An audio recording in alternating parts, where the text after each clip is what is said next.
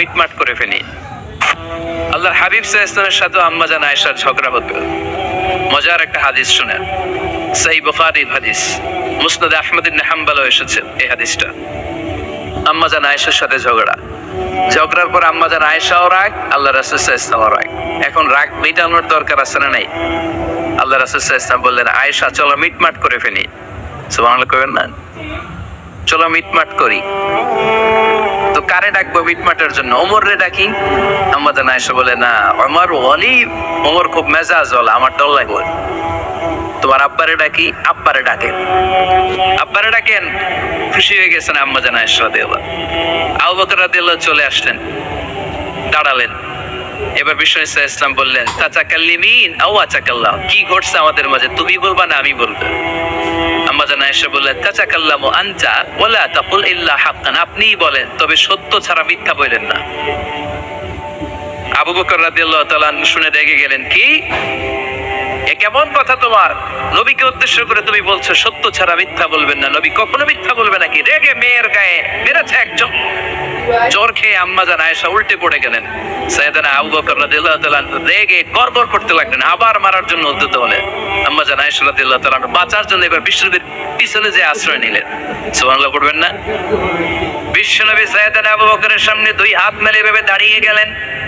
আল্লাহর হাবিব যখন আম্মা জান আয়েশাকে বাঁচানোর জন্য দুই হাত উঁচু করে দাঁড়িয়ে গেলেন, সাইয়েদনা আবু বকর থেমে গেলেন।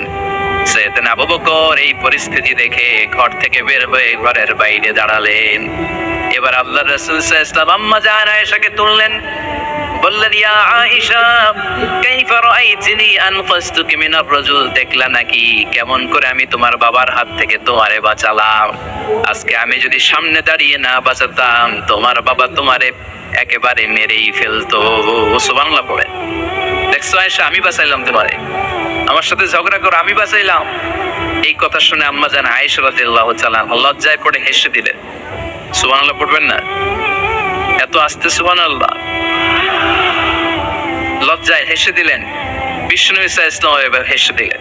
দুইজনের হাসাহাসি শুনে বাইরে থেকে আবু বকর রাদিয়াল্লাহু তাআলা হাসির আওয়াজ শুনে অবাক, কি রে এতক্ষণ যুদ্ধ এখন আবার হাসি কেন? হাসে দেখার জন্য সাইয়েদনা আবু বকর রাদিয়াল্লাহু তাআলা ঘরের ভেতরে ঢুকলেন। ঢুকে দেখেন আম্মা জান আয়েশাও হাসে, বিশ্বনবীও হাসে। সাইয়েদনা আবু বকর হেসে দিলেন, আরশের উপর থেকে খুশি হয়ে গেলেন কে?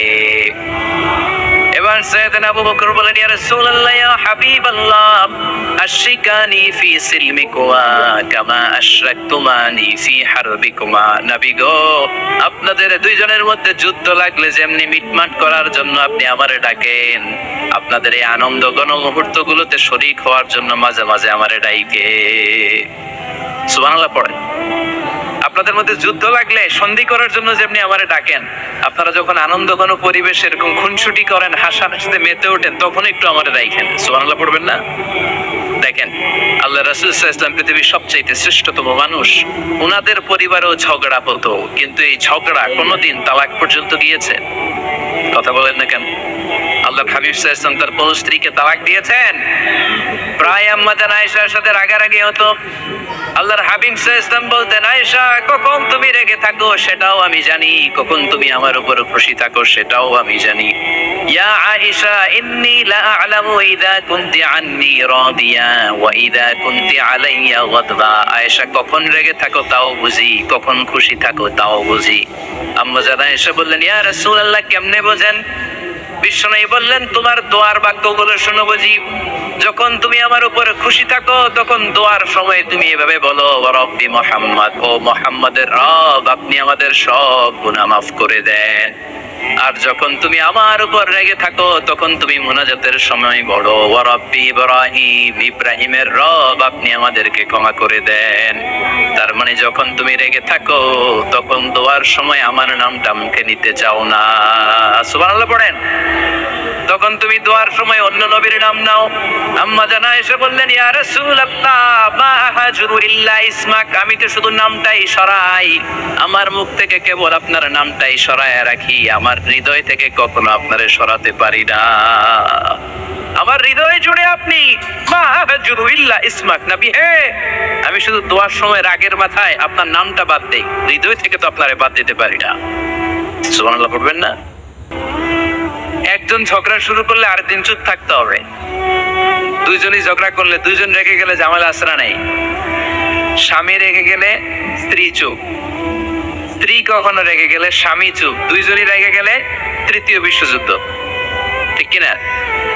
এজন্য ঝগড়া করতে দেয়া যাবে না, কারণ এই ঝগড়া, সামান্য ঝগড়া থেকে এই ঝগড়া বাড়তে বাড়তে এটা বিচ্ছেদের দিকে গড়ায়, ডিভোর্স হয়ে যায়। এরকম কত কেস যে আমার কাছে আসে, কত কেস যে আমার কাছে আসে যে হুজুর ছোট্ট ঝগড়া থেকে আমাদের মধ্যে ঝগড়া বাড়তে বাড়তে ইগো প্রবলেমের কারণে বিচ্ছেদে গড়ায়। আর এই ঝগড়া একটু শুরু হলে ইবলিস শয়তানের কাজ হচ্ছে পালে বাতাস দেয়। কি দেয়? পালে বাতাস পেলে দাউ দাউ করে উঁচু হয়ে ওঠে। আগুনের মধ্যে যেমনি কেরোসিন ঢাললে দাউ দাউ করে জ্বলে, সামান্য ঝগড়ার ছোতা পেলে ইবলিস শয়তান খালি দাউ দাউ করে এই ঝগড়ার আগুনকে জ্বালিয়ে দেয়, ঠিক কিনা? এজন্য ঝগড়া করবেন না, মেহেরবানি করে ঝগড়া শুরু করবেন না, যে কোনো মূল্যে এই ঝগড়াকে থামায় রাখতে হবে। তো ফ্যামিলিতে ঝগড়া অনেক সময় হয়ে যায়, কিন্তু একজন ঝগড়া করলে আরেকজন চুপ থাকতে হবে। ঝগড়া নিয়ে একটা মজার গল্প আছে, শুনবেন? বিশৃঙ্খলা ভোগ করলে তো গল্প শোনানো যাবে না, একেবারে চুপ। আমার দিকে তাকান, তাকিয়েছেন? ঝগড়া নিয়ে যে গল্পটা সেটা হচ্ছে, এক স্বামী ওয়াজ শুনে বাড়িতে গেছে রাত 11টায়। তো বাড়ির কাছাকাছি যেতে না যেতে স্ত্রীর আবার স্বভাব হচ্ছে রাতের খাবারটা স্বামীর সাথে একসাথে খায়, আলাদা খায় না। তো বাড়ির সামনে যেই স্বামী ফোন দিছে ওয়াইফকে, এই শুরু করার আগে দরজাটা খোলো, আমি চলে আসছি। তো ওয়াইফ এসে দরজা খুলে দিচ্ছে। এবার স্বামী ঘরে ঢুকে বলে, শুরু করার আগে রাতের খাবারটা দিয়ে দাও টেবিলে, খেয়ে ফেলি। স্ত্রী বেচারি ডাইনিং টেবিলে খাবার দিয়েছে, হাজবেন্ড বেচারা ওয়াশরুম থেকে ফ্রেশ হয়ে ডাইনিং টেবিলে বসেছে, স্ত্রীও বসেছে। তো খুব বড্ড গরম। হাজবেন্ড বলে, শুরু করার আগে ফ্যানটা ছাড়। এইবার তো স্ত্রী বেচারি রেগে বেগে আগুন, কি আসার পর থেকে শুরু করার আগে, শুরু করার আগে, কি শুরু করার আগে? হাজবেন্ড বলে, এই তো শুরু হয়ে গেল। মানে কি? ঝগড়া। মানে কি? ঝগড়া। প্রিয় ভাইয়েরা, ঝগড়া করবেন না।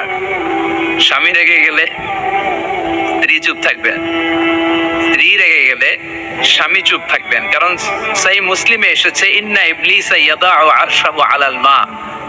ইবলিস শয়তান তার সিংহাসন গেড়েছে সাগরের উপর। কোথায়? ইবলিসের সিংহাসন কোথায়? সাগরের উপর। সুম্মা ইয়াবআসু সারায়াহু, সে প্রতিদিন সকালবেলা তার সাঙ্গপাঙ্গরে গোটা পৃথিবীতে পাঠায়, যা পৃথিবীতে ফাসাদ সৃষ্টি কর, ফাসাদ সৃষ্টি কর। ইবলিস যখন সাঙ্গপাঙ্গদেরকে গোটা পৃথিবীতে ছড়িয়ে দেয়, সারাদিন ধোঁকা দেওয়ার পরে, ওয়াসওয়াসা দেওয়ার পরে, রাত্রিবেলা ইবলিসের কাছে ফিরে আসে, এসে বলে, ও ইবলিস, আমি আজকে আল্লাহর বান্দাদেরকে দিয়ে মিথ্যা কথা বলিয়েছি। ইবলিস বলে, এটা তো কোনো ব্যাপারই না, এগুলাই তো তোদের কাজ। আরেক শয়তান বলে, আমি ওজনে কম দিয়েছি একজনের মাধ্যমে বাজারে। ইবলিস বলে, এটাও তেমন বড় কোনো কাজ নয়। আরেকজন বলে, আমি সুদের ডিলিংস করিয়েছি। ইবলিস বলে, এটাও কোনো কাজ নয়। আরেক শয়তান বলে, আমি মদের আড্ডাখানায় নিয়ে মসজিদে যেতে নিয়েছিল, সেখান থেকে সরিয়ে মদের আড্ডাখানায় আল্লাহর বান্দাদেরকে নিয়েছি। ইবলিস বলে, এটাও তেমন বড় কোনো কাজ নয়। আরেক শয়তান এসে বলে, মা তারাকতুহু হাত্তা ফাররাকতু বাইনাহু ওয়া বাইনা ইমরাআতিহি, আমি এক আল্লাহর বান্দার সাথে বান্দির ঝগড়া লাগিয়ে ঝগড়া করাতে করাতে তালাক পর্যন্ত নিয়ে গিয়েছি। মা তারাকতুহু হাত্তা ফাররাকতু বাইনাহু ওয়া বাইনা ইমরাআতিহি, আমি এক ইমানদার পরিবারকে ধ্বংসের শেষ প্রান্তে নিয়ে গিয়েছি। সামান্য ঝগড়ার পরে আমি ওয়াসওয়াসা দিতে দিতে ঝগড়া বাড়াতে বাড়াতে তালাক পর্যন্ত নিয়েছি। ইবলিস বলে, শাবাশ, তুই তো কাদের মতো কাজ করেছিস, আমার কাছে আয়, আমার কাঁধে ওঠ। ইবলিস তখন ওই শয়তানকে কাঁধে নিয়ে নাচতে শুরু করে। নাউজুবিল্লাহ পড়বেন না? এজন্য ইমানদারদের সংসার ভেঙে খান খান হোক, এটা হলে ইবলিস খুশি, আর ইমানদারের পরিবার টিকে থাকলে আমার আল্লাহ খুশি। আমরা কার খুশি চাই? এজন্য শয়তানরে খুশি হতে দেওয়া যাবে না। ইমানদারদের পরিবারগুলো ঝগড়ার মাধ্যমে ভেঙে যাক, সব সময় শয়তানের মিশন এটা। আর ইমানদারদের পরিবারগুলো টিকে থাক, এটা আমার আল্লাহ সব সময় চায়। সুবহানাল্লাহ পড়ে। এজন্য দৌলতপুরের ভাইরা ঝগড়া করবেন না। ঝগড়া কিন্তু নবী রাসূলদের পরিবারেও ছিল, আল্লাহ রাসূল সাল্লাল্লাহু আলাইহি ওয়াসাল্লামের পরিবারেও ঝগড়া ছিল। এটা স্বাভাবিক। দাম্পত্য জীবনের খুব সিম্পল ইস্যু। একজন রাগ করলে আরেকজন থেমে যাবে। পারবেন? কি হলো, পারবেন না? তার মানে নবীদের ফ্যামিলি তো ঝগড়া এগুলো হতো, কিন্তু এটা তালাক পর্যন্ত গড়াতো না, ঠিক কিনা? তাহলে এখন থেকে আমাদের এই স্লোগান নিতে হবে যে ঝগড়া করলেও আমরা ডিভোর্সের দিকে যাব না। পারা যাবে? আর একজন রেগে গেলে আরেকজনকে চুপ থাকতে হবে। ভাবি রেগে গেলে আপনি চুপ, পারবেন? পারবেন না? ইনশাআল্লাহ। এই যারা বিয়ে করে না এরা ইনশাআল্লাহ, আর বাকিরা চুপচাপ। আওয়াজ করে পড়েন না ইনশাআল্লাহ। তাহলে প্রথমে স্যাক্রিফাইস, তারপর ঝগড়া করা যাবে না। 3 নাম্বার, দাম্পত্য জীবনের কোনো গোপন কথা অন্যের কাছে শেয়ার করা যাবে না। হাদিসে এসেছে, এটাকে বলা হয়েছে আ'যামুল আমানা, এটা সবচেয়ে বড় আমানত। যারা দাম্পত্য জীবনের একান্ত বিষয় কারোর সাথে শেয়ার করে তারা সবচেয়ে বড় কবিরা গুনাহ করে। আশরাফুন নাস বলেছেন বিশ্বনবী এদেরকে সবচেয়ে নিকৃষ্ট মানুষ। ইয়াউমাল কিয়ামাতি মানজিলাতান, আল্লাহর কাছে কিয়ামতের দিন সবচাইতে নিকৃষ্ট হয়ে দাঁড়াবে ওই দম্পতি, ওই নারী কিংবা ওই পুরুষ। তুফতি ইলা যাওজিহি ওয়া ইউফতি ইলা যাওজিহা সুম্মা ইউনশিরু সিররাহা, তারা একান্ত সময়ে ফিজিক্যাল ইন্টিমেসিতে যা করে এটা পরে মানুষের কাছে বলে বেড়ায়। এরকম আছে না নাই? খবরদার, এটা বড় কবিরা গুনাহ। অনেক বোনরা একসাথে হলে দাম্পত্য জীবনের বিভিন্ন গোপন বিষয় নিয়ে কথা বলে, আছে না নাই? অনেক পুরুষরা একে অপরের সাথে বন্ধুদের সাথে বিভিন্ন বিষয় নিয়ে শেয়ার করে, এটা এমন ওইটা এমন, এগুলো বলা যাবে? আসিবাউ হারাম। দাম্পত্য জীবনের সব বিষয়, স্বামীর সব বিষয় স্ত্রীর কাছে আমানত, স্ত্রীর সব বিষয় স্বামীর কাছে আমানত রেখেছে কে? দাম্পত্য জীবনের এই প্রাইভেট লাইফের কোনো কিছু কিয়ামত পর্যন্ত অন্যের কাছে প্রকাশ করাকে হারাম ঘোষণা করে দিয়েছে কে?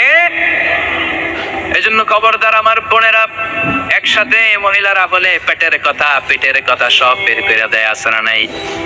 কিছু থাকে না, সব বের হয়ে যায়। খবরদার, সব বললেও দাম্পত্য জীবনের কোনো কথা শেয়ার করা যাবে?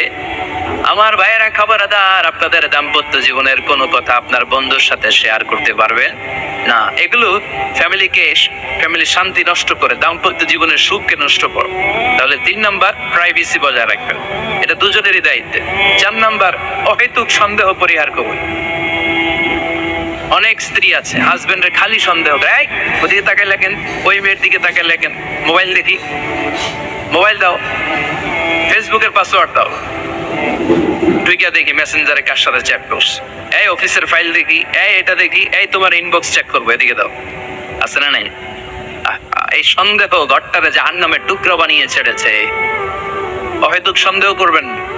আবার ভাইরা ভাবিদেরকে অহেতুক সন্দেহ করবেন, এই ওদিকে গেলা কেন, ওদিকে তাকাইলা কেন, এটা করলা কেন, ওইটা করলা কেন, দেখি তোমার মোবাইল, তোমার মোবাইলের গ্যালারি দেখি, লক করে রাখছো কেন, লক করো, আছে না নাই? অহেতুক সন্দেহ ফ্যামিলিটারে জাহান্নামের টুকরা বানিয়ে দেয়। হ্যাঁ, ভ্যালিড কোনো অপরাধ যদি স্বামী করে ফেলে, ভ্যালিড কোনো অপরাধ যদি স্ত্রী করে ফেলে, পরকীয়ার কোনো বিষয় যদি প্রমাণিত হয়, বসেন, কনসাল্ট করেন, একে অপরের সাথে কথা বলেন, জিজ্ঞেস করেন। কিন্তু অহেতুক, আমি অনেক ফ্যামিলি এরকম দেখেছি, আমার কিছু বন্ধুকেও আমি দেখেছি যে এদের অবস্থা খুব খারাপ, খালি সন্দেহ করে, আছে না নাই? সন্দেহের রূপটা বড় রোগ, এই রূপ থেকে বেরিয়ে আসতে হবে। অহেতুক সন্দেহ করা যাবে না। 5 নাম্বার, হাজব্যান্ড ওয়াইফের দায়িত্ব হচ্ছে একে অপরের সহযোগী হতে হবে, সহকর্মী। আল্লাহর জান্নাত পাওয়ার ক্ষেত্রে একে অপরের সহযোগী। আপনি একা জান্নাতে যাবেন, ভাবি জাহান্নামে, এটা আপনি জান? জি না, আওয়াজ নাই আমগো গলায়। আপনি এটা চান? ভাবি একা জান্নাতে যাবে, আপনি যাবেন না, এটা ভাবি চায়? চান। তাহলে গেলে একসাথেই যান না, একসাথেই যান, একসাথেই যাবেন, আলাদা না। এজন্য আল্লাহর আনুগত্যে, আল্লাহর ইবাদতে, দাম্পত্য জীবনে একে অপরের সহযোগী হতে হবে। স্বামী ভুল করলে স্ত্রী সুন্দর করে শুধরে দিবে, স্ত্রী ভুল করলে স্বামী শুধরে দিবে। ফজরের সময় স্ত্রী হাজবেন্ডকে ডেকে দিবে, উঠতে না চাইলে ঠান্ডা পানির ছিটা দিবে। কারণ জান্নাতে একা যাওয়া যাবে না, গেলে দুইজনই যাবে, কথা কয় না? দুইজনই জান্নাতে যাওয়ার দরকার আছে না নাই? যত বেশি আপনারা আল্লাহর আনুগত্যে আগাতে পারবেন, তত আপনাদের মহাব্বত বাড়ায় দিবে কে? এই যে হাজবেন্ড ওয়াইফের ভালোবাসাটাকে বলে লাভ পিরামিড। কি pyramid? Love pyramid, like triangle, ত্রিভুজ আকৃতি। হাজবেন্ড ওয়াইফের ভালোবাসাটা ত্রিভুজ আকৃতি। The closer the couple comes to Allah, the closer they comes to each other. Husband wife যত বেশি আল্লাহর কাছে যাবে, তারা নিজেরাও নিজেদের তত কাছে যাবে। হাজবেন্ড ওয়াইফ আল্লাহর সম্পর্ক থেকে যত দূরে সরে যাবে, তারা নিজেরাও নিজেদের থেকে তত দূরে সরে যাবে। ঠিক কিনা? ত্রিভুজ চিনেন আপনারা? হ্যাঁ, এই জিওয় কয়েকজন জিওয়, আপনারা ত্রিভুজ চিনেন না? চিনি, জিওয়, ঠিক আছে। ত্রিভুজের কয় কোণা? হ্যাঁ, 3 কোণা। এই যে এরকম লাভ পিরামিড, 3 কোণা। এই উপরের কোণায় আল্লাহর অবস্থান, আর এই কোণায় স্বামী, এই কোণায় স্ত্রী। তো তারা আল্লাহর দিকে যত যাবে, নিজেরাও তত কাছে যাবে। আর তারা আল্লাহর সম্পর্ক থেকে যত দূরে চলে যাবে, নিজেদের মধ্যে দূরত্ব বাড়তে থাকে। ঠিক কিনা? পিরামিডটা বুঝতে পারছেন? ত্রিভুজ আকৃতির সম্পর্কটা লাভ পিরামিড এরকম, 3 কোণা। উপরের কোণায় থাকে আল্লাহ, এদিকে স্বামী, এদিকে স্ত্রী।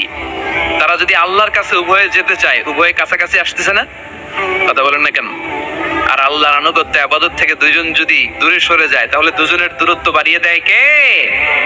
এজন্য স্বামী হবে স্ত্রীর সহযোগী, সহকর্মী। নামাজের সময় একে অপরকে ডেকে দিবেন, মোবাইলে অ্যালার্ম দিয়ে রাখবেন। স্বামী স্ত্রীরে ডাকেন, স্ত্রী স্বামীরে ডাকেন।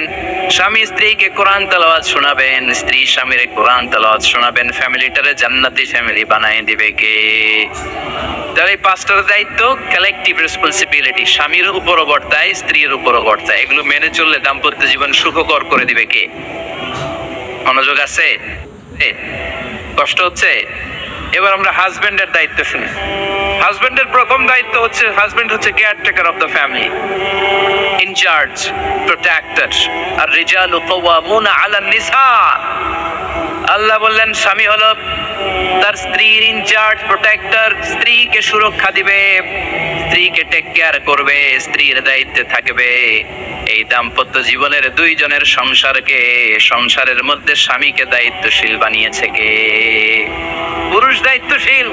পুরুষ কখনো নারীর ক্ষতি করে না, সুপুরুষ নারীর ক্ষতি করে না। ঠিক কিনা? গোটা পুরুষ সমাজ নারী সমাজের সুরক্ষা দিবে। যেগুলো নারীকে একান্তে পেলে রেপ করে, যে ঢাকা বিশ্ববিদ্যালয়ে একটা রেপের ঘটনা ঘটছে না, যে এই বেয়াদবটা এই কাজ করেছে, এটা কি পুরুষ না কুপুরুষ? এটা কি সুপুরুষ না কুপুরুষ? সুপুরুষ নারীর প্রোটেকশন দেয়, নারীর টেক কেয়ার করে, তার ইনচার্জ, তার দায়িত্বশীল। দাম্পত্য জীবনে অর্থনৈতিক যত দায় দায়িত্ব আছে, সব আল্লাহ তাআলা পুরুষের কাঁধে দিয়েছে। কার কাঁধে? এই দাম্পত্য লাইফে নারীর কোন অর্থনৈতিক দায় দায়িত্ব নারীর কাঁধে আল্লাহ দেয় নাই। এজন্য সব অর্থনৈতিক দায়িত্ব পুরুষের ঘাড়ে। 4টা অর্থনৈতিক দায়িত্ব আছে। পুরুষ নারীকে মহারণা দিবে, পুরুষ নারীকে খাবারের ব্যবস্থা করবে, পুরুষ নারীকে পোশাকের ব্যবস্থা করবে, পুরুষ নারীর জন্য রেসিডেন্সিয়াল ব্যবস্থা করবে। ঠিক কিনা? ওয়াতুন নিসা সাদাকাতিহিন্না নিহলা ফাইন তিবনা লাকুম আন শাইইম মিনহু নাফসান ফাকুলুহু হানিআম মারিআ। সুবহানাল্লাহ পড়ে। সব স্বামীদেরকে আল্লাহ ডেকে বললেন, ও স্বামীরা শোনো শোনো, বিয়ের পর সাথে সাথে স্ত্রীর কাছে তুমি মোহরানা আদায় করে দাও। মোহর দেয়া নফল নাকি ফরজ? জোরে বলেন। তোমরা কি দাও? সিলটি বুলা মোহরানা দাও? হ্যাঁ, মোহরানা দিতাই নাকি যৌতুক খাইতা? এটা করতা? হ্যাঁ, কি দিব? মোহরানা দিব। মোহরানা দেয়াকে ফরজ করেছে কে? আল্লাহ। তো মোহর দিতে টাকা লাগে না? এই টাকার দায়িত্ব পুরুষের ঘাড়ে দিছে কে? 2 নাম্বার দায়িত্ব, আলাল মাউলুদি লাহু রিজকুহুন্না ওয়া কিসওয়াতুহুন্না বিল মা'রুফ। স্বামী স্ত্রীর জন্য খাদ্যের ব্যবস্থা করবে, পোশাকের ব্যবস্থা করবে। 3 নাম্বার, ওয়াসকিনুহুন্না মিন হাইসু সাকানতুম মিন ওয়াজদিকুম। নিজের সামর্থ্যের মধ্যে থেকে স্ত্রীর জন্য রেসিডেন্সিয়াল একটা এরিয়ার ব্যবস্থা করে দিবে। সুবহানাল্লাহ পড়ে। তাহলে অর্থনৈতিক দায়িত্বের মধ্যে 4টা: মোহরানা দেয়া, মিলস খাবারের ব্যবস্থা করা, মানে ফুডিং এন্ড ক্লোথিং, পোশাকের ব্যবস্থা করা, সর্বশেষ রেসিডেন্সিয়াল ব্যবস্থা করা। এই যে অর্থনৈতিক সব দায়িত্ব, খরচ যেখানেই আছে, সব দায়িত্বগুলো পুরুষের কাঁধে দিল কে? চিল্লায় বলেন কে? খরচের সবকিছু আল্লাহ তাআলা পুরুষের কাঁধে দিয়েছেন। এটা হচ্ছে পুরুষের ফিনান্সিয়াল দায়িত্ব। এবার দাম্পত্য জীবনে পুরুষের নন ফিনান্সিয়াল কিছু দায়িত্ব আল্লাহ তাআলা দিয়েছেন, এগুলো আমরা শুনি। এদিকে ওঠাওটি করলেন কে কে দেখি? আটকান, এদেরকে আটকান, ধরেন ধরেন, এদেরকে ধরেন। হ্যাঁ, কি হইছে? শেষ করে দিব? তো খিতা কয়টা? হ্যাঁ, জোরে মাতো।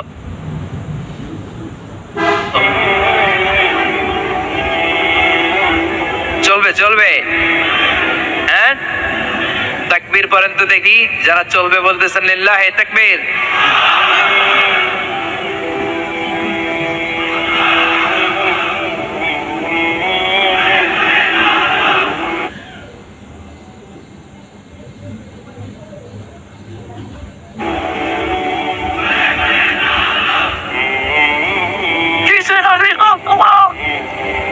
মাশাআল্লাহ মাশাআল্লাহ।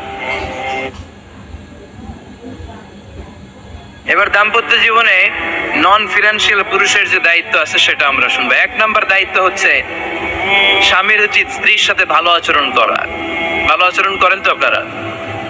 জি হয়, এই শুধু উনি করে, বাকিরা খিতা কর্তা, মারামারি কর্তা নেই, খিতা কর্তা। হ্যাঁ, সালাম দিবেন, স্ত্রীকে কি দিবেন? আল্লাহ বললেন ওয়া আশিরুহুন্না বিল মা'রুফ, স্ত্রীর সাথে কোমল ভাষায়, ভালো শব্দে, ভালো বাক্যে, ভালো কথা বলো।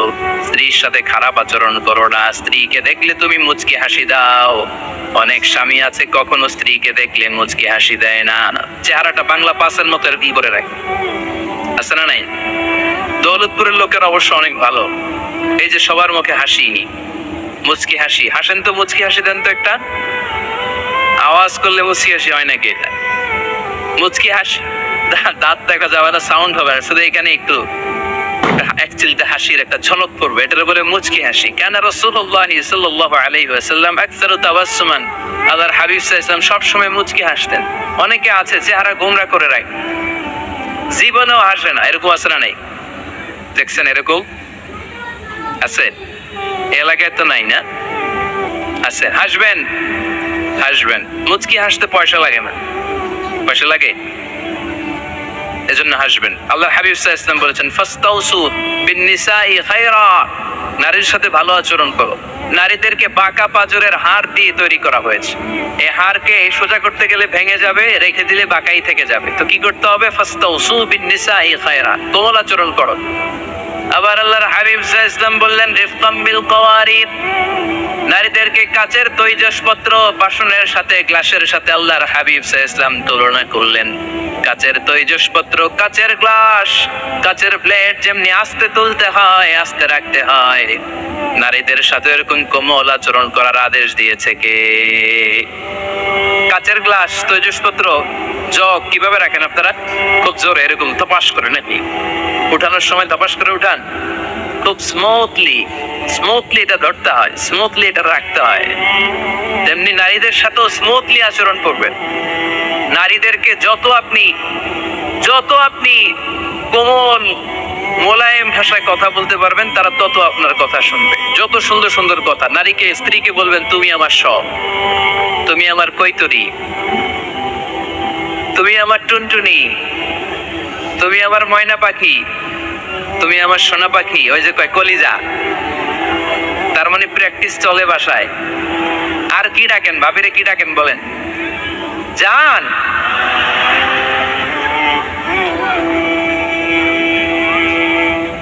জান ডাকেন। আর ভাবি কি ডাকে আপনাদেরকে? বাবু। কি ডাকে? বাবু ডাকে। আর কি ডাকে? হ্যাঁ, বেবি। পোলাপান কত দুষ্ট দেখছেন, বেবি ডাকে নাকি? স্বামী স্ত্রীর মধ্যে এই সোহাগপূর্ণ, এই ভালোবাসাপূর্ণ এই ডাকাডাকিতে কোনো গুনাহ নাই, আছে সওয়াব। এগুলো দাম্পত্য জীবনকে সুখময় করে, ঠিক কি না? তাহলে স্ত্রীদের সাথে কোমল আচরণ করতে হবে, এক নাম্বার দায়িত্ব। দুই নাম্বার দায়িত্ব, স্ত্রীর সেক্সুয়াল ডিজায়ারকে ফুলফিল করতে হবে। সেন্সিটিভ, যেগুলো ব্যাখ্যা করে বোঝানো কঠিন, আপনারা বুঝবেন যারা ম্যাচিউরড মোর দেন 18 ইয়ার্স, যারা 18 প্লাস যাদের বয়স, সেক্সুয়াল ডিজায়ার ফুলফিল করা হাদিসে এসেছে এটা স্বামীর দায়িত্ব।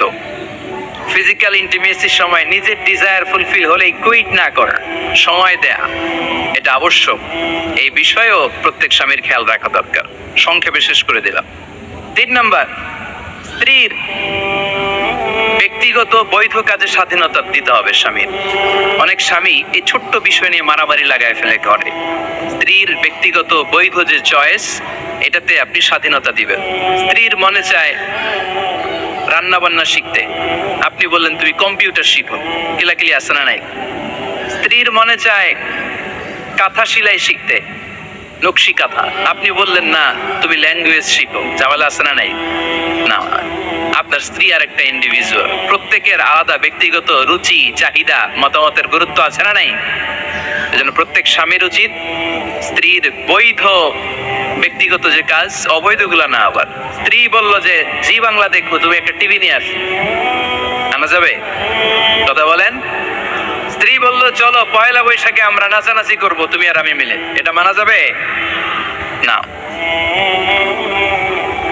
স্ত্রীর ব্যক্তিগত বৈধ কাজের স্বাধীনতা দেয়া।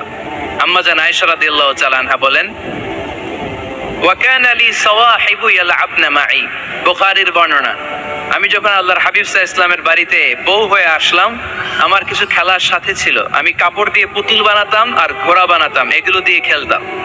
আমার সাথীরা আসলে রাসূল সাল্লাল্লাহু আলাইহি ওয়াসাল্লাম ঘরের পর্দা নামিয়ে দিয়ে আমার জন্য ঘরটা ছেড়ে দিত। সুবহানাল্লাহ কইতে বললেন না? আল্লাহর হাবিব সাল্লাল্লাহু আলাইহি ওয়াসাল্লাম কখনো বলতেন না আয়েশা তোমার বান্ধবীরা যেন ঘরে না আসে, কখনো বলতেন না আয়েশা আমি নবী মানুষ, তুমি নবীর বউ, তুমি কেন পুতুল দিয়ে খেলো, তুমি যেন কাপড় দিয়ে পুতুল বানাও, কেন ঘোড়া বানাও, এগুলো বন্ধ করো। কোনদিন বিশ্বনবী আম্মা জান আয়েশা রাদিয়াল্লাহু তাআলা আনহার পুতুল খেলায় বাধা দেন নাই, সাথীদের সাথে খেলাধুলায় কখনো বাধা দেন নাই। সুবহানাল্লাহ পড়ে। ছোট্ট মেয়েদের জন্য কাপড়ের পুতুল দিয়ে খেলাধুলা করা এটা জায়েজ, কারণ ছোট্ট মেয়েরা দেখবেন পুতুল বানায়, এটারে দুধ খাওয়ায়, এটার জন্য রান্না করে, এটারে গোসল করায়। এটাকে ছোট্ট মেয়েদের জন্য পুতুল খেলা জায়েজ রাখা হয়েছে এজন্য, কারণ তারাই কিছুদিন হবে এই প্রজন্মের মা। তাদের সন্তানদেরকে কেমন করে লালন পালন করবে তার একটা প্র্যাকটিস খেলার ছলেই ছোটবেলায় হয়ে যায়। সুবহানাল্লাহ পড়েন। এজন্য 3 নাম্বার দায়িত্ব স্ত্রীর ব্যক্তিগত হালাল যে কাজগুলো আছে, তার ব্যক্তিগত এই ভালো কাজগুলোতে আপনার স্বাধীনতা দিতে হবে, বাধা দেয়া যাবে না। 4 নাম্বার দায়িত্ব, স্ত্রীর প্রশংসা করবেন। কি করবেন? প্রশংসা। আমরা খালি দোষ খুঁজি, তোমার রান্না ভালো না, তোমার চেহারা ভালো না, তোমার বাপ ভালো না, তোর মা ভালো না, তোর 14 গোষ্ঠী খারাপ, আছে না নাই? তো এই বেটি আপনারা ভালোবাসবে? এই বেটি তো আজীবন আপনার বদনাম করবে, ঠিক কিনা? কোনদিন তারে আপনি প্রশংসা করলেন না, প্রশংসা করবেন। স্ত্রীর চেহারার প্রশংসা করেন, যে তুমি সুন্দর, তুমি সুন্দরী, এরকম বলেন, খুশি হবে না? হ্যাঁ, তুমি সুন্দর তাই চেয়ে থাকি, সে কি মোর অপরাধ? কোনো অপরাধ নাই, ইচ্ছা মতো গাইতে থাকেন স্ত্রীর শানে গান, সব আছে না নাই? তবে শুধু স্ত্রীকে শোনানো যাবে, ভাবিরে শোনানো যাবে, শালীরে শোনানো যাবে, পাশের বাড়ির কাউরে শোনানো যাবে? দেখেন ইসলাম কত চেক এন্ড ব্যালেন্স। স্ত্রীকে আপনি গান শোনান, কোনো গুনাহ নাই, আচ্ছা শুধু সওয়াব। তাহলে 4 নাম্বার পয়েন্ট হচ্ছে এপ্রিসিয়েশন। সারাদিন এই মহিলাটা ফজরের পর থেকে উঠে ঘর গোছায়, মশারিগুলো খোলে, বিছানা পরিষ্কার করে, বাচ্চাদেরকে ক্লিন করে, স্কুলে টিফিন রেডি করে দেয়, বাচ্চাদেরকে স্কুলে যেতে দেয়, আপনার জন্য খাবার রেডি করে, কাপড় ধোয়, ঘরের সবাইকে দেখভাল করে। একদিনও আপনি তার এপ্রিসিয়েশন করলেন? এরকম ডাকাইত স্বামী আছে না নাই? দৌলতপুরে নাই, এখানে সব ভালো। এপ্রিসিয়েট করবেন, আমরা ভুলে যাই, একটা থ্যাঙ্কস দিতে ভুলে যাই, একটা জাযাকিল্লাহ, আল্লাহ তোমাকে জাযা দেখ, এটাও বলি না। এদিকে তাকান, বলবেন তুমি সুন্দরী, তুমি অনন্যা, তুমি সুস্নিগ্ধা, তুমি প্রিয়ম্বদা, তুমি সুহাসিনী, তুমি সুকেশিনী, তুমি তুমি সুভাষিনী, তুমি অসূর্যম পোষ্যা, মেঘে কালো কেশ, কাজল কালো চুল, হরিণের মতো টাগর টাগর দুটি তোমার চোখ। আহা আহা, যে পোলাপাইন খুশি হয়ে গেছে। আহা আহা, আর মুখস্থ রাখতেছে, বলবে এগুলা। বিয়ে করে নাই কিন্তু এখনো, তো জায়গা মতো বলবা। গার্লফ্রেন্ড বলো না আবার। কাকে বলবা? স্ত্রীকে। কাকে? স্ত্রীকে। পারা যাবে না একটু অ্যাপ্রিসিয়েশন দেওয়া যাবে না ওনাদেরকে? একটু প্রশংসা করবেন। প্রশংসা পেলে নারীরা বড্ড খুশি হয়। যদি আপনি বলেন যে তোমার রান্নাটা আজকে অসাধারণ হয়েছে, দেখবেন আরেক বাটি আইনা দিতেছে, খাইতে পারতেছে না, এরপর পাতে তুলে দেয়, আরেকটু খাও, আরে খাও না। আছে না নাই? ওই যে প্রশংসা করছেন, খুশি হয়ে গেছে তো। আপনি 10,000 টাকার বান্ডিল দিয়ে আপনার বউকে যত খুশি করতে না পারবেন, রান্না মজা হয়েছে এইটা বলে আপনি অনেক বেশি খুশি করতে পারবেন। আল্লাহর হাবিব সাল্লাল্লাহু আলাইহি ওয়াসাল্লাম কখনো স্ত্রীদের রান্নার বদনাম করে নাই। সুবহানাল্লাহ পড়বেন না? আওয়াজ করে পড়েন সুবহানাল্লাহ। আজ থেকে স্ত্রীর সৌন্দর্যের প্রশংসা করবেন, কাজের প্রশংসা করবেন, রান্নার প্রশংসা করবেন, অ্যাপ্রিসিয়েশন দিবেন। পারবেন তো?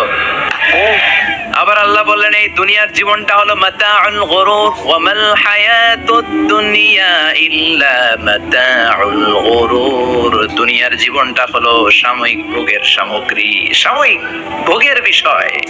আজ আছে কাল নাই, হাতের ময়লা, ছেড়ে দিলে সব শেষ। ঠিক কি না? আবার আল্লাহ বলেন এই দুনিয়ার জীবন হলো লাইবুন ওয়া লাহবুন, ওয়া মাল হায়াতুদ দুনিয়া ইল্লা লাইবুন ওয়া লাহবুন। দুনিয়ার জীবন হলো খেল তামাশা, মরলে সব শেষ হয়ে যাবে। চিল্লায় বলেন ঠিক কি না?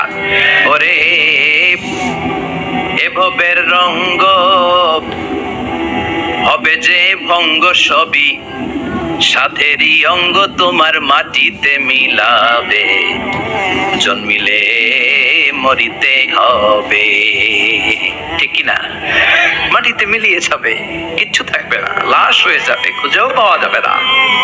আবার আল্লাহ বললেন এই দুনিয়ার দৃষ্টান্ত হলো কামা ইন আনজালনাহু মিনাস সামা। এই দুনিয়ার জীবন আকাশ থেকে পাঠানো পানির মতো। এই পানি দিয়ে দুনিয়াতে গাছ হয়, একদিন গাছগুলো মরে যায়, খুশি হয়ে যায়, বাতাসের এক ঝাপটায় খুশিগুলো কই যায়, খুঁজেই পাওয়া যায় না। ঠিক কি না? কোথায় যে চলে যাবে দুনিয়ার জীবন, খুঁজেই পাওয়া যাবে না। টিকে থাকবে, অবশিষ্ট থাকবে, আজীবনের জন্য অপেক্ষা করবে একটা কাল, সেটা হচ্ছে আখিরাত। চিল্লায় বলেন ঠিক কি না? আমরা লোভের মধ্যে পড়ে আছি, মহাচ্ছন্ন। কখন যে ডাক চলে আসবে আমরা জানি। চিল্লায় বলেন জানি। একদিন মাটির ভেতরে হবে ঘরে মন আমার, কেন বান্ধ দালান ঘরে মন আমার, কেন বান্ধ দালান ঘর। প্রাণ পাখি উড়ে যাবে পিঞ্জর ছেড়ে, ধরা ধামে সবই রবে তুমি যাবে চলে। বন্ধু বান্ধব যত, মাতা পিতা দ্বারা শত, সবই হবে তোমার পরে মন আমার, কেন বান্ধ দালান ঘর। একদিন মাটির ভেতরে হবে ঘরে মন আমার, কেন বান্ধ দালান ঘরে মন আমার, কেন বান্ধ দালান ঘর। চিল্লায় বলে ঠিক কি না? ওমাল হায়াতুদ দুনিয়া ইল্লা মাতাউল গুরুর। দুনিয়ার জীবনটা এটা ভোগের সামগ্রী, আজ আছে কাল নাই। কখন যে চলে যেতে হবে কেউ জানি না। আপনাদের এই মাহফিলে আসার আগ দিয়ে এই কিছু সামনে কি রাস্তা যেন বলে এটাকে, এই করুলিয়া বাস স্ট্যান্ডের এদিকেই আমার প্রাইভেট কার যখন যাচ্ছে, আমরা যখন যাচ্ছি, হুট করে আরেকটা গাড়ি এসে একজনকে ধাক্কা মারলো, হুন্ডা গেল একদিকে, সে গেল একদিকে। হঠাৎ দেখি মাথা দিয়ে ফিনকি দিয়ে রক্ত বেরোচ্ছে, আবছা অন্ধকার, গাড়ির আলোতে দেখা যাচ্ছে ফিনকি দিয়ে রক্ত, এরকম রাস্তার পাশ দিয়ে রক্ত বেয়ে বেয়ে পড়ছে। মুহূর্তের মধ্যে এক ধাক্কায় নাই। তার কত চিন্তা ছিল, কত প্ল্যান ছিল জীবন নিয়ে, সুন্দর সংসার করবে, বাবা মার মুখ খুশি করবে, সমাজের জন্য অনেক কিছু উপহার দিবে, সামনে নির্বাচন আসতেছে, এটা নিয়ে তার মাথায় টেনশন ছিল না? কে আসবে ক্ষমতায়, কত উৎসব, কত আমেজ, কিন্তু নাই, সব ভঙ্গ করে দিল কে? আজকে রাতে আমাদের এরকম করতে পারে কি পারে না? এই মাহফিল থেকে সহি সালামতে বাসায় ফিরতে পারবো, গ্যারান্টি লেটার আছে নাকি? আরো আধা ঘন্টা বাঁচবো, গ্যারান্টি? আরো 10 মিনিট শ্বাস যেটা নিলাম এটা ফেলতে পারবো, গ্যারান্টি? কথা বলে, আমাল হায়াতুদ দুনিয়া ইল্লা মাতাউল গুরুর। আল্লাহ বললেন এটা ভোগের সামগ্রী। এই দুনিয়ার জীবন খেল তামাশার জীবন, মোহের জীবন। মোহের ভেতরে পড়ে আখিরাতকে তোমরা ভুলে গিয়েছো। দুনিয়া আসল নয়, আসল হলো আখিরাত। ঠিক কি না? রান্নার প্রশংসা নিয়ে মজার একটা গল্প আছে, শুনতে চান? তো উঠতে শুরু করলেন যে, হ্যাঁ এখন আর কে কারে ধরবে? অনেকে উঠে গেছে। 2টার দিকে যারা বসা, প্রায় আমার মাহফিল গুলাতে এই সমস্যা হয়। গাইবান্ধাতে আমি গেলাম, জিজ্ঞেস করলাম কখন আসছেন? ফজর পরে আসছেন। তো ফজর পরে আসছেন, এত আগে আসছেন কেন? জায়গা পাবো না, এই জন্য। লক্ষ লক্ষ মানুষ, কে কাকে নিয়ন্ত্রণ করবে? লক্ষ লক্ষ মানুষ। আমার জীবনে এত বড় প্যান্ডেল আমি কথা বলি নাই। এরা সকাল থেকে বসে আছে, পেশাব আটকে রাখছে। এটা ক্ষতিকর না? এরা আজহারিকে দেখার পরে এরপর ওঠা আরম্ভ করছে। দেখাইছি কয়, দেখে গেছি হুজুর, এরপরে চলে যাচ্ছে। তা আপনাদের কি অবস্থা এরকম? হ্যাঁ, আচ্ছা ঠিক আছে। তো রান্নার প্রশংসা নিয়ে যে মজার গল্পটা আপনাদের শোনাতে চাই, এদিকে তাকান, মনোযোগী হন। আমার ওয়াজ শুনে এক লোক মনে মনে নিয়ত করছে যে, আয়রে, জীবনে তো রান্নার প্রশংসা করলাম না, আজকে রান্নার প্রশংসা করব। তো মাহফিল শেষে বাসায় গেছে, স্ত্রী তাকে খাবার দিয়েছে, স্বামী খাবার খায় আর মিটি মিটি হাসে। স্ত্রী বলে, মাহফিল শুনে আসছো, রাত বাজে 12টা, খাচ্ছ ভালো কথা, হাসো কেন? তো স্বামী বলে, হাসি এর কারণ হচ্ছে তোমার রান্নাটা আজকে এত মজা হয়েছে না, জীবনে, আজকে বাড়াই বাড়াই কইতেছে, তো জীবনে এত মজার রান্না খাই নাই। রান্না মজা হয়েছে শুই না। স্ত্রী তো রেগে গেছে, কি গত 10 বছর ধরে তোমারে রান্না করে খাওয়াই, একদিনও রান্নার প্রশংসা করলা না। আর আজকে পাশের ঘরের ভাবি একটু গরুর গোশতের তরকারি পাঠাইছিল বাটিতে করে, পাশের ঘরের ভাবি একটু আমাদের বাড়িতে তরকারি পাঠাইছিল, তো ওই তরকারি দিয়েই তোমাকে খাবার দিছি, আজকে রান্না টান্না আমি করি নাই। তো ওই বেটির রান্না তোমার এত ভালো লাগছে, 10 বছরে একদিনও কইলা না, আজকে এটা কইলা। খাও খাও, তোমার মজার খাওয়া, আর রান্ধুন না। তো প্রশংসা করলে বুঝে শুনে করবেন, একটু এনশিওর হবেন যে রান্নাটা করছিল কে। তা না হইলে কিন্তু ঘরে চুলায় আগুন জ্বলবে না, টানার রোজা রাখা লাগবে, ঠিক কিনা? তো 4 নম্বর গেল এপ্রিসিয়েশন, একটু এপ্রিসিয়েশন দিবেন। আল্লাহর হাবিব সব সময় স্ত্রীদের প্রশংসা করতেন। সেই বুখারীর বর্ণনা, আল্লাহর হাবিব বলেন, ইন্না ফাদলা আয়েশা আলান নিসা কাফাদলি সারিদ আলা সাইরিত তাআম। আরব ভূখণ্ডের মধ্যে সব খাবারের উপরে সারিদ খাবার যেমনি সেরা, দুনিয়ার সব নারীদের মধ্যে আমার আয়েশা তেমনি সেরা। সারিদ একটা খাবার আছে। আমি যখন মিশরে পড়তাম আল আজহার ইউনিভার্সিটিতে, আমাদের ইউনিভার্সিটিতে সরকারের পক্ষ থেকে সরকারিভাবে খাবার দেয়া হতো। আমাদের খাবারের খরচ বহন করতেন ওমানের সুলতান কাবুস। এই গত 3-4 দিন আগে ইন্তেকাল করেছেন। নাম শুনছেন আপনারা? প্রায় 40 বছরের বেশি মনে হয়, 45 বছর বা 50 বছরের লম্বা সময় উনি ওমানের প্রেসিডেন্ট ছিলেন। উনি আমাদের খাবারের খরচটা বহন করতেন। কিছুদিন আগে ইন্তেকাল করেছেন। আমরা ওনার জন্য দোয়া করি, আল্লাহ তাআলা এই সুলতান কাবুসের জীবনের গুনাহগুলো মাফ করে দেখ, ওনার সমস্ত খেদমত আল্লাহ কবুল করে নেক। তো আমাদের আল আজহার ইউনিভার্সিটির হোস্টেলে ঈদের দিন একটা খাবার দিত, এটার নাম ছিল সারিদ। রুটি আর গোশত এগুলোকে ম্যাশড করে একটা স্তর বানাতো, এটা কেটে কেটে আমাদেরকে দিত, এটাকে বলে সারিদ। আরব দেশে সবচেয়ে দামি খাবার। আমাদের দেশে যেমনি পোলাও, গরুর রেজালা, রোস্ট, এগুলো খুব উন্নত খাবার করা হয়, বিয়েতে সার্ভ করা হয়। আরব দেশে ওইটাকে বলে সারিদ, শ্রেষ্ঠ খাবার। আল্লাহর হাবিব বললেন, সব খাবারের মধ্যে যেমনি সারিদ সেরা, নারীকুলের মধ্যে তেমনি আমার আয়েশা সেরা। দেখেন কেমনে এপ্রিসিয়েট করতেন। আম্মা জান আয়েশাকে তিনি সব সময় আদর করে হামায়রা বলে ডাকতেন। হামায়রা মানে লাল সুন্দরী বউ। কি সুন্দরী! আম্মা জান আয়েশা রেগে গেলে গাল দুটো আনার ফলের মতো লাল হয়ে যেত, এজন্য ডাকতেন ও আমার লাল সুন্দরী বউ। সুবহানাল্লাহ কইতে পারলেন না? আবার আম্মা জান খাদিজাতুল কুবরা তাহেরা রাদিয়াল্লাহু তাআলা আনহার ব্যাপারে বলতেন ইন্নী ক্বাদ রুজিকতু হুব্বাহা। সহিহ মুসলিমের বর্ণনায় তিনি বলতেন খাদিজার ভালোবাসা আল্লাহ তাআলা আমার হৃদয়ে রিজিক হিসেবে দিয়েছে। আওয়াজ করে পড়েন আল্লাহু আকবার। তো এজন্য অ্যাপ্রিসিয়েট করবেন। 5 নাম্বার হচ্ছে আপনার ভালোবাসা স্ত্রীকে প্রকাশ করবেন। এক ছাদের নিচে আজীবন বসবাস, 20 বছর হয়ে গেছে এদের সংসার, একদিনও মুখ ফুটে বলতে পারে নাই তোমারে ভালোবাসি। পারছেন? হ্যাঁ, কে কে পারছেন? দেখি হাত তোলেন। হাত অর্ধেক তুলে আবার নামাই, ভেজাল আছে ঠিক কিনা? ভালোবাসি বলছিলেন? কারে বলছিলেন? ভাবিকে না গার্লফ্রেন্ডকে? হ্যাঁ, স্ত্রীকে বলবেন, নিজের স্ত্রীকে বলবেন আই লাভ ইউ। কি বলবেন? কথা বুঝে না বোধহয়। কি বলবেন? সবাই বলেন কি বলবেন? মুরব্বী একজনও কয় না, তো এতদিন কইছি না, অমনও কমো না। বলবেন, ভালোবাসা প্রকাশ করবেন। এই দুনিয়ার জীবনটা হলো 4টা স্বর্ণের টুকরার 3টা লাশের মতো। মনোযোগ দিয়ে শুনবেন, কয়টা স্বর্ণের টুকরা? লাশ কয়টা? বনি ইসরায়েলের জামানাতে 3 যুবক ভাগ্যের সন্ধানে, ভাগ্য চেঞ্জ করার জন্য কাজের সন্ধানে তারা বের হয়েছে। পথিমধ্যে গুপ্তধন পেয়েছে, 4টা স্বর্ণের টুকরা পেয়েছে 3 জন। কয়জন? কয়টা স্বর্ণের টুকরা? 4টা স্বর্ণের টুকরা পেয়ে মহা খুশি, খুশিতে পাক পাকো। কে আমাদেরকে পায়? আজকে স্বর্ণের টুকরা ভাগ করে আমরা অনেক ধনী হয়ে যাব। এক বন্ধু বলল পেটে অনেক ক্ষুধা লেগেছে, আগে বাজার থেকে খাবার নিয়ে আয়, তারপরে 3 জন বন্ধু মিলে 4টা স্বর্ণের টুকরা ভাগ করে নিয়ে যাব।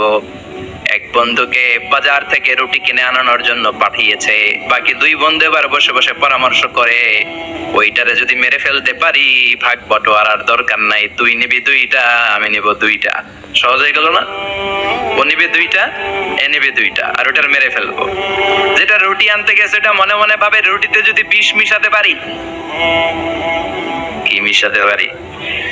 আর ওই 2টারে যদি খাওয়াইতে পারি তাহলে সব আমার, গোটা দুনিয়া আমার, দুনিয়াকে মজা লেলো, দুনিয়া তোমার। যে চিন্তা ওই কাজ।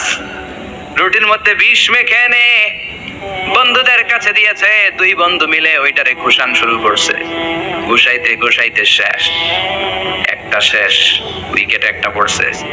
কয়টা? একটা। আর আছে উইকেট কয়টা?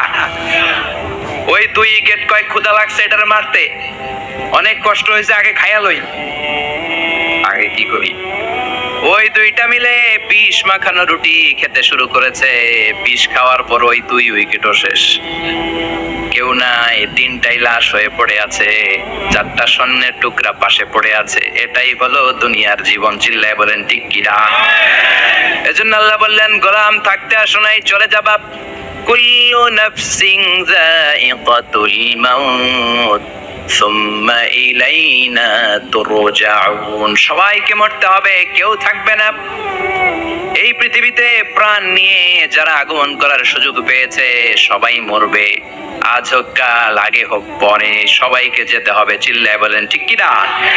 আবার আল্লাহ বললেন আইনামা তাকুনু ইউদরিকুমুল মাউত। যেখানেই থাকো না কেন মৃত্যু তোমাদেরকে ছাড়বে না, মৃত্যু তোমাদেরকে সাক্ষাৎ করবে, মৃত্যু তোমাদেরকে খুঁজে বের করবে। যদিও সুদূর আকাশ পানে পালাও সেথায় লাগিয়ে সিঁড়ি, আকাশের উপরে যদি বিশাল সিঁড়ি লাগিয়ে 4র্থ আকাশে চলে যান, চাঁদের মধ্যে বাড়ি করেন, মঙ্গল গ্রহে বাড়ি করেন, ওই জায়গায় মালাকুল মাউত আপনারে খুঁজে পাবে না। চাঁদেও খুঁজে পাবে, মঙ্গল গ্রহে যদি যান, স্যাটেলাইট, আমাদের একটা বঙ্গবন্ধু স্যাটেলাইট চ্যানেল লঞ্চ করা হয়েছে না, ওইখানে গেলে তো আর নাই মালাকুল মাউত। কথা বলেন। আল্লাহ বললেন ওয়াজাআত সাকরাতুল মাউত বিল হক। মৃত্যুর কষ্ট তোমাদের ছাড়বে না, যেখানেই তোমরা থাকো না কেন মৃত্যু ঠিকই তোমাদের পাকড়াও করবে। চিল্লায় বলেন ঠিক কি না? আবার মৃত্যুর একটা নির্ধারিত সময় আছে, ওই সময় যখন আসে 1 সেকেন্ড আগেও আসে না, পরেও আসে না। কার কথা? লিকুল্লি উম্মাতিন আজালুন ফাইযা জাআ আজালুহা লা ইস্তাখিরুনা সাআতাও ওয়া লা ইস্তাকদিমুন। মৃত্যুর জন্য একটা নির্ধারিত টাইম আছে, টাইমটারে বেঁধে দিয়েছে কে? ওই টাইমটা যখন চলে আসে 1 সেকেন্ড আগেও আসে না, 1 সেকেন্ড পরেও আসে না, অন টাইম আসে। কিভাবে আসে? On time. কথা বলেন, সবাই বলেন অন টাইম। আরো জোরে বলেন, death will come on time, death never late। মৃত্যু যখন আসে অন টাইমে আসে, নির্ধারিত একটা সময় আসে, ওই সময়ের আগেও আসে না, পরেও আসে না। 1 সেকেন্ড আগেও আসবে না, পরেও আসবে না। মনে করেন আপনাকে রব্বুল আলামিন 60 বছরের হায়াত দিয়েছে, আপনার বয়স এখন 50 বছর, আরো বাকি কয় বছর?